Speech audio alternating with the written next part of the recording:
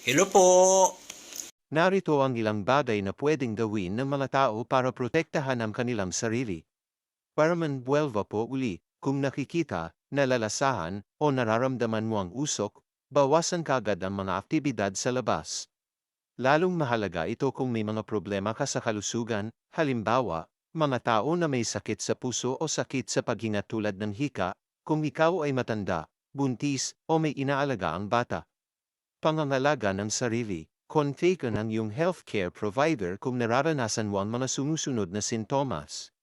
Paulit-ulit na paggubo, kinakapos ang hininga o nahihirapang huminga, humuhuning paghinga, paninikip o pananakit ng dibdib, mabilis na pagtibok ng puso, pagduduwal o hindi karaniwang pagkapagod, pagkahilo, tulad ng dati, kung ikaw o isang kakilala mo ay nakakaranas ng emergency na mapanganib sa buhay, tumawag sa 911.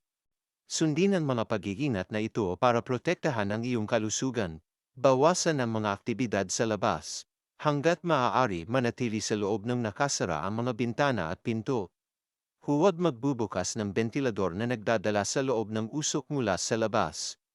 Paandarin lamang ang air conditioner mo kung hindi ito nagdadala sa loob ng usok mula sa labas.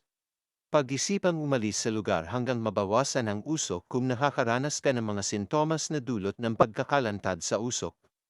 Ingat po palagi. God bless po.